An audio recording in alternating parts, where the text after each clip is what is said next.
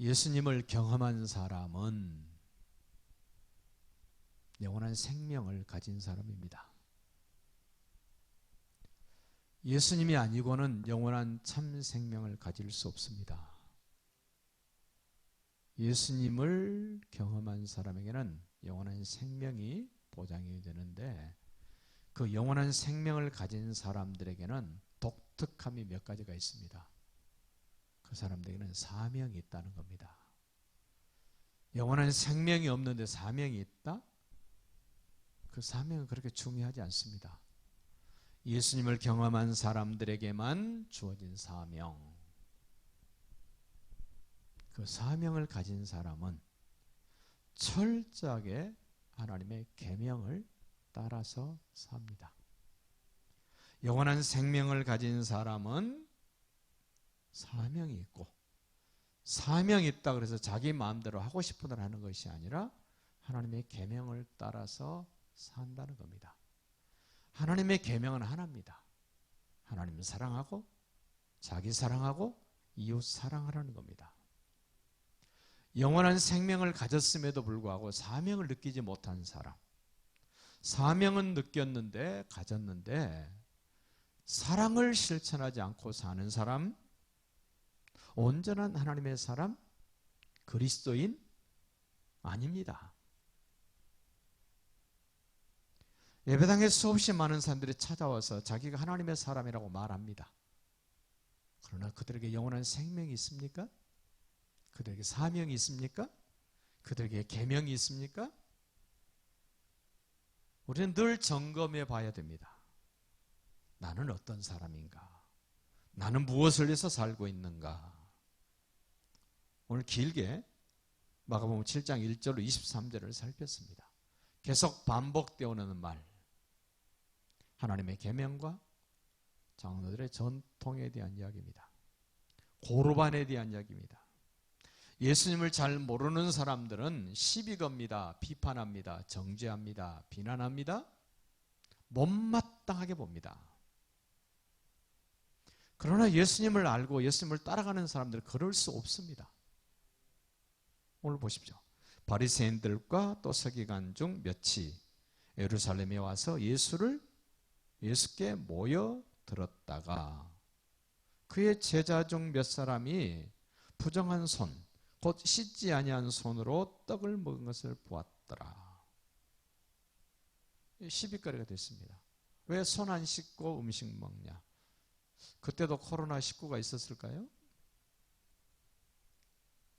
그때도 코로나19가 있으면 반드시 손 씻었겠죠. 그렇게 손 씻고 음식 먹는 것은 장로들이 정해놓은 전통이라는 겁니다. 시장 갔다 오면 발에 물 뿌리는 것, 장로들의 전통이랍니다. 잔과 주발과 녹그릇을 씻는 것, 장로들의 전통이랍니다. 5절 보십시오. 이에 바리새인들과 서기관들이 예수께 묻되 어찌하여 당신의 제자들은 장로들의 전통을 준행하지 아니하고 부정한 손으로 떡을 먹습니까? 예수님을 잘 모르고 사람이 만들어놓은 전통을 귀하게 여기고 그것을 준행하는 사람들은 하나님이 중요한 것이 아니라 사람이 만들어놓은, 자기 조상들이 만들어놓은, 장로들이 만들어놓은 전통을 하나님의 말씀보다 더 대단하게 생각합니다. 우리도 생각해 봐야 됩니다. 알게 모르게 집안에도 전통이 있습니다. 원하든 원치 않든 교회도 어떤 전통이 있습니다. 어떤 마을에도 전통이 있습니다. 생각해 보십시오. 그 전통이 아무리 오래됐다 할지라도 사람들이 만들어 놓은 전통이라면 하나님의 말씀에 비추어서 아니다 싶으면 버려야 됩니다. 예수님을 모르는 사람들 그 전통 버릴 수 없습니다. 그 전통이 더 오래됐고 그 전통이 더 크고 그 전통이 더 훨씬 중요하다고 인식되기 때문에 버릴 수 없습니다. 그러나 예수님을 통해서 하나님을 아버지라고 부를 줄 아는 사람들은 사람이 만들어 놓은 아무리 오래된 전통이라도 그거 별것 아니라는 확신이 듭니다.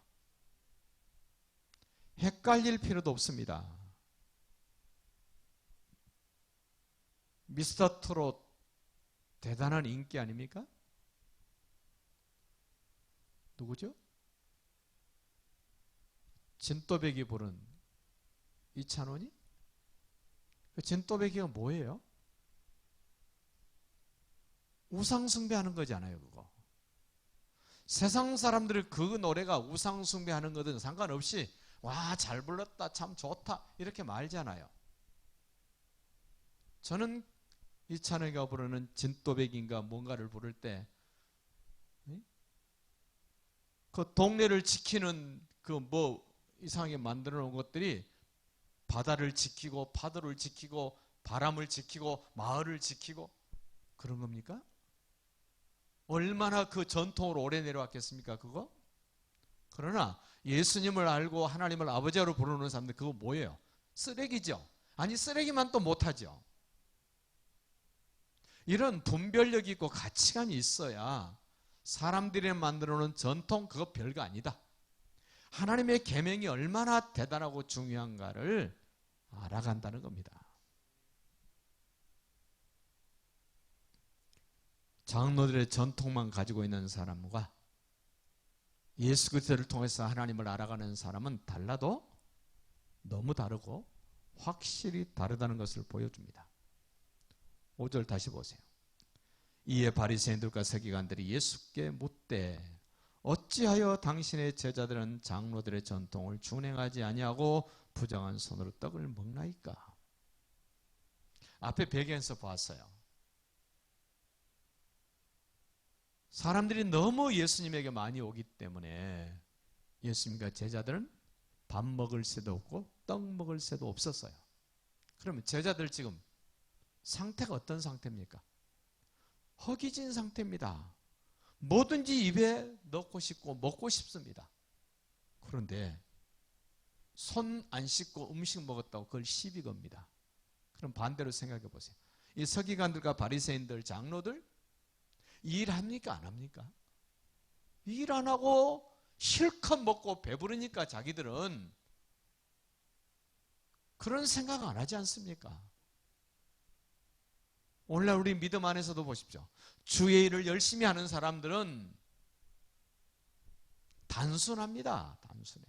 배고프면 먹고 목마르면 마시고. 그런데 믿음이 없는 사람들은 그러지 않습니다. 체면 따집니다. 자존심 따집니다. 형편 따집니다. 사람들 눈치 따집니다. 우리 눈치 따지지 맙시다. 체면 차리지 맙시다. 자존심 내세우지 맙시다. 다만 주님이 나에게 원하시는 내가 사명을 따라가고 있고 계명을 준행하면서 내가 가고 있는가를 점검해 봅시다.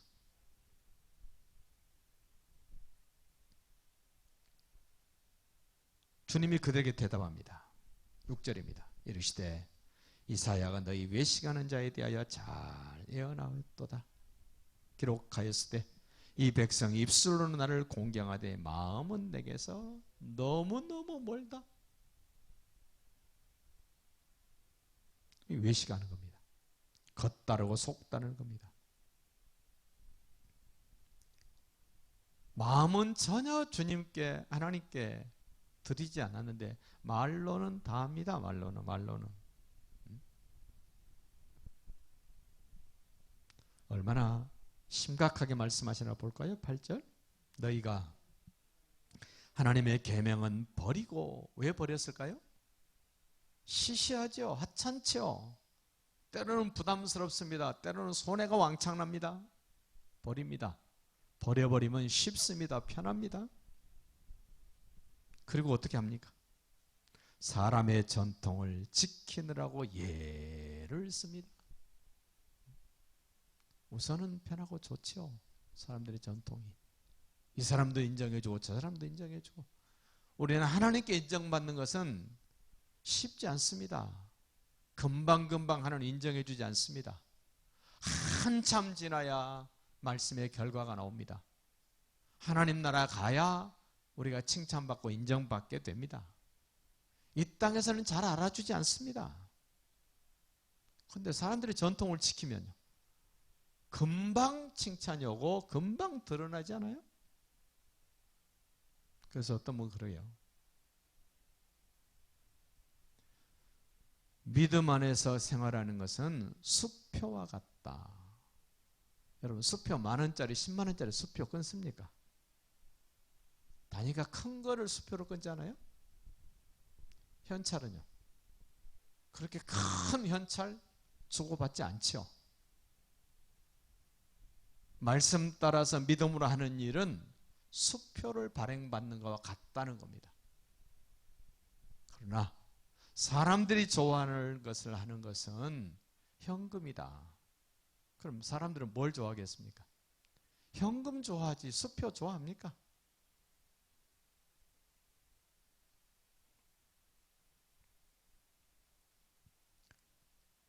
이 전통을 내세우는 사람들 뭐라 그러나 보세요.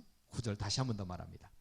이르시되 너희가 너희의 전통을 지키려고 하나님의 계명을 잘 저버리는도다. 참.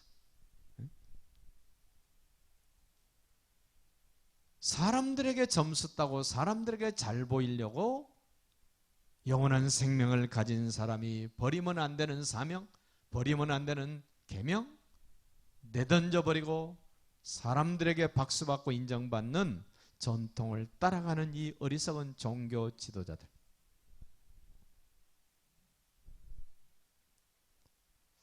예레미야 35장을 보면요, 내갑족속에 대한 이야기가 나옵니다. 포도주 먹지 말라는 이야기를 합니다. 포도주 안 담으려면 어떻게 해야 됩니까? 포도밥부터 안 만들어야죠.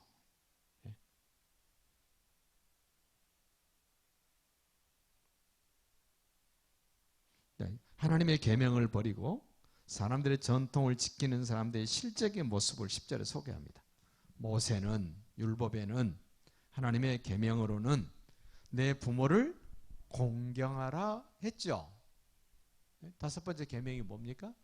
내 부모를 공경하라. 그리하면 네가 땅에서 잘되고 장수할 것이다. 보장까지 줬습니다. 약속까지 담아 놓으셨습니다. 그런데 보세요.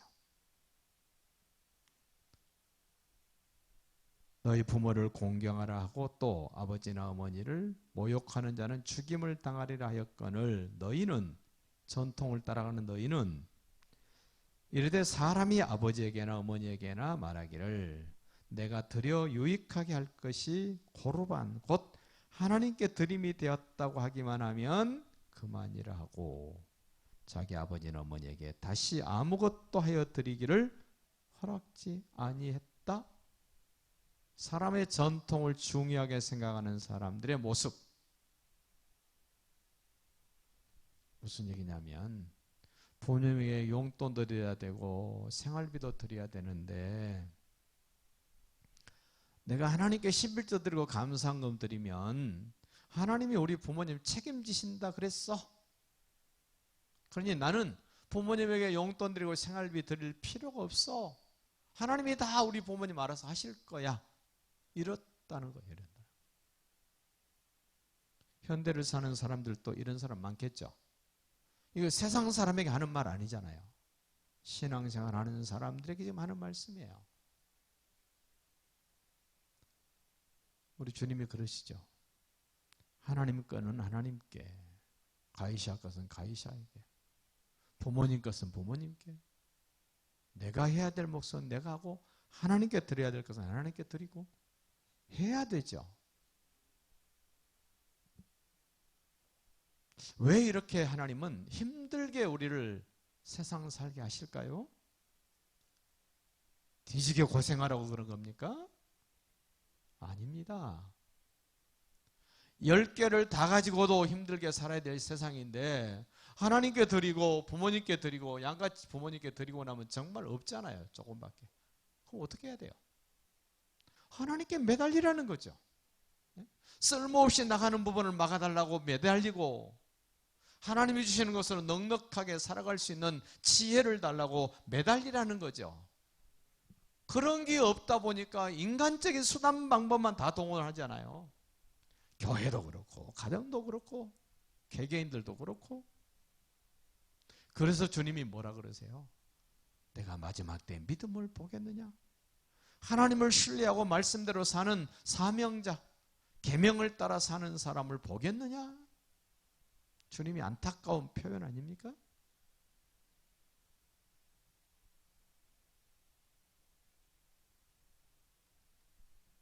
한 번 더 13절 더 말합니다. 너희가 전한 전통으로 하나님의 말씀을 폐하며 또 이 같은 일을 많이 행하느니라. 한두 번만 하는 게 아니죠. 하나님의 말씀을 쓰레기통에 집어넣어버립니다. 그리고 멋지게 들고 있는 것이 뭘까요? 사람들한테 인정받고 칭찬받는 장로들의 전통, 사람이 만들어 놓은 그것 들고 나 이렇게 사는 사람이야, 나 이렇게 멋진 사람이야. 그들끼리는 좋을지 모르지만 하나님 편에서 볼 때는 그 사람들 지옥 백성들 아니에요?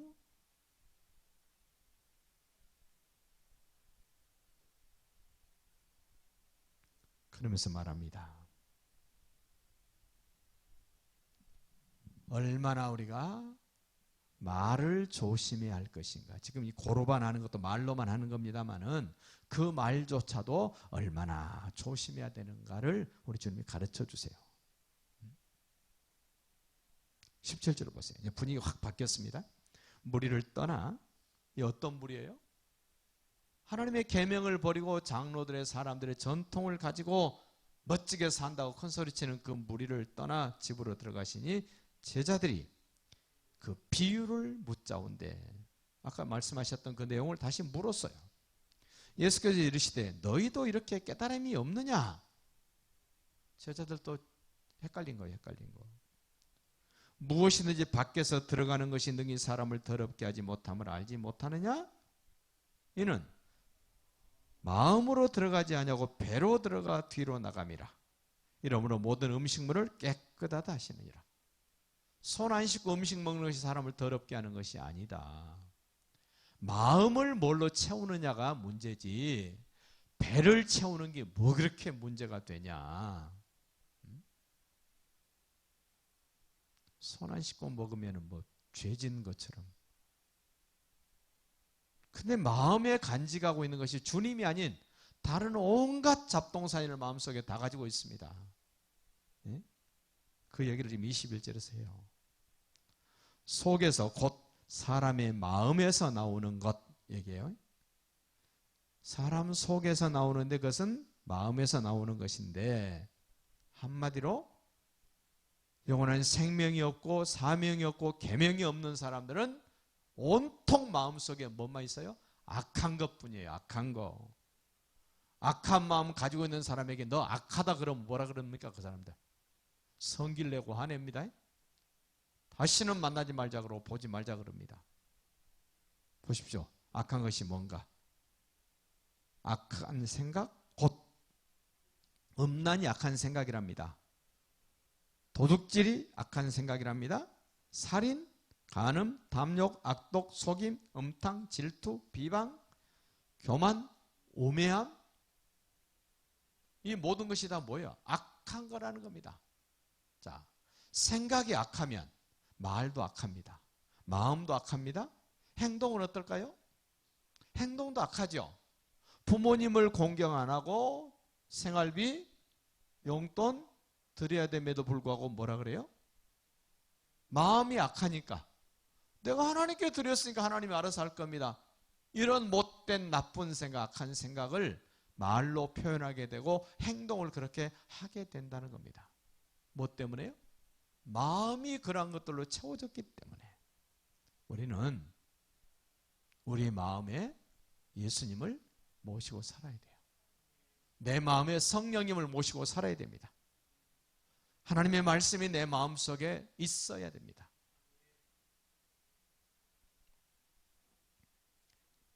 일하지 않는 사람의 전통을 따라가는 사람과 예수님을 따라서 열심히 일하는 사람들의 차이.